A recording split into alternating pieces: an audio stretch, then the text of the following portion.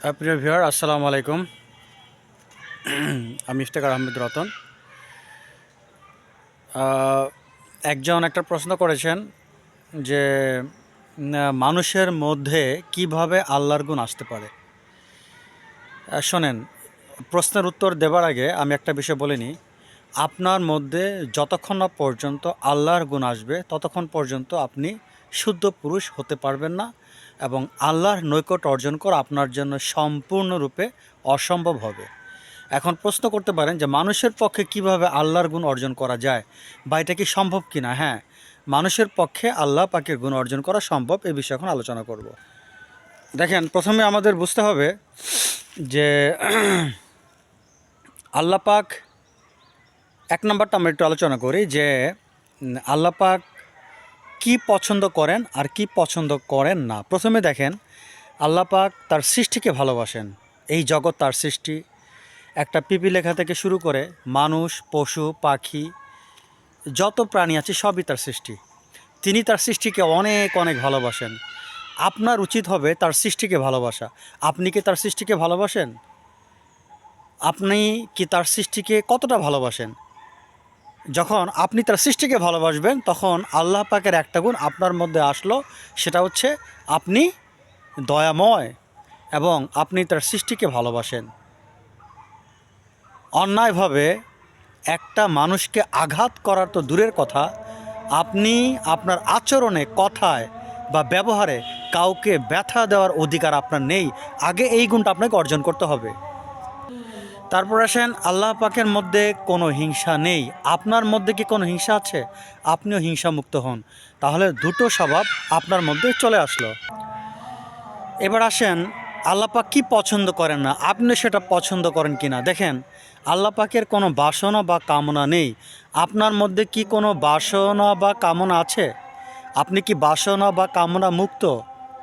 আল্লাহ পাক পুরো সাম্রাজ্যের মালিক, সব কিছুর মালিক। তার মধ্যে কি বাসনা থাকতে পারে? আপনি সব সব সাম্রাজ্যের আপনি মালিক নন, তারপর আপনাকে বাসনা মুক্ত হতে হবে। কারণ আপনার একমাত্র বাসনা থাকবে আল্লাহকে পাওয়া। আল্লাহকে পাওয়ার বাসনাই বলতে আপনি সমগ্র জগতের মালিক। এভাবে আপনার মধ্যে আল্লাহ পাকের গুণ অর্জন করতে হবে। আল্লাহ পাকের কোনো বাসনা নেই, জগতের কোনো কিছু তিনি চান না। সিমিলারলি আপনার মধ্যে কোনো বাসনা থাকতে পারবে না, আপনি জগতের কোনো কিছু চাইতে পারবেন না। আপনি বেঁচে থাকার জন্য যতটুকু প্রয়োজন আপনি সেটাই অর্জন করবেন।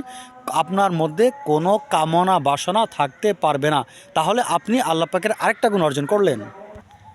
এখন হয়তো আপনি বলতে পারেন, আল্লাহ পাক খান না, আল্লাহ পাক ঘুমান না, তাহলে সেটাও কি আমরা করব? না, না। যেহেতু আল্লাহ পাক আপনাকে দেহ দিয়েছেন, আর দেহকে বাঁচিয়ে রাখার জন্য আপনাকে খেতে হবে, ঘুমাতে হবে, এটা কোনো সমস্যা নয়। কারণ আপনি, যেহেতু আপনি বাঁচতে চান আর এই দেহকে বাঁচিয়ে রাখা আপনার জন্য জরুরি, এতে কোনো আপনার সমস্যা নেই।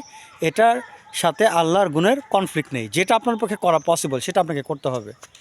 তারপর ধরেন, আমাদের মধ্যে কাম বাসনা আছে, সেটাও আমাদের দেহের একটা বিষয়। সেটা যদি আমরা নিয়ন্ত্রণ করতে পারি, ওকে ফাইন। কিন্তু নিয়ন্ত্রণ করতে না পারলে আমাদের বিবাহ করা দরকার, তাতে কোনো সমস্যা নেই, এটা কোনো প্রবলেম নয়।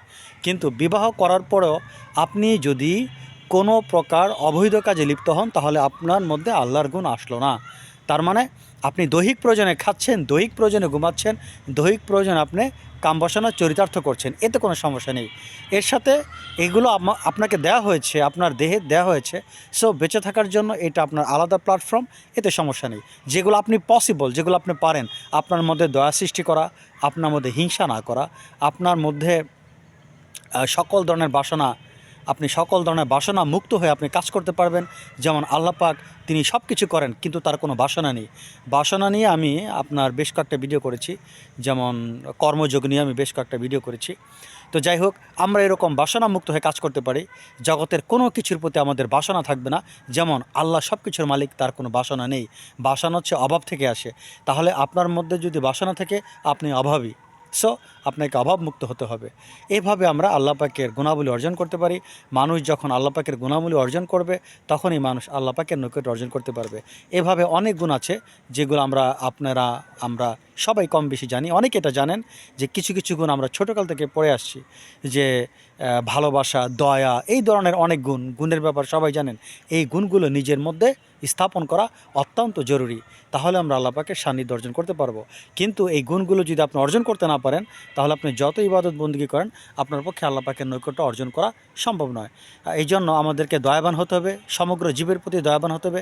হিন্দু মুসলমান কোনো ভেদাভেদ করা যাবে না, সবার প্রতি দয়াবান হতে হবে। যেমন আল্লাহ সবাইকে ভালোবাসেন, আমাদের হিংসা করা যাবে না, আল্লাহ হিংসা করেন না। আমাদের কোনো কামনা বাসনা থাকতে পারবে না, যেহেতু আল্লাহ পাকের, মহান আল্লাহ পাকের কোনো কামনা বাসনা নেই। আমাদের কোনো আমরা রিপুর বশীভূত হয়ে কোনো কাজ করব না। রাগ, অহংকার, তারপরে কি বলে প্রতিশোধ, এই রিপুগুলোর বশীভূত হয়ে, এই রিপুগুলোর দাস হয়ে আমরা কখনই কোনো কাজ করব না। তখনই আল্লাহ পাকের গুণাবলী আমাদের মধ্যে আসবে। তার মানে রিপুগুলো সব সময় আমাদের নিয়ন্ত্রণে কাজ করবে। এভাবে আমরা আল্লাহ পাকের গুণাবলী অর্জন করতে পারি। এভাবে যখন আমরা আল্লাহ পাকের গুণাবলী অর্জন করব, তখনই আমরা মহান আল্লাহ তাআলা নৈকট্য অর্জন করতে সক্ষম হব। আজ এ পর্যন্ত, আল্লাহ হাফেজ।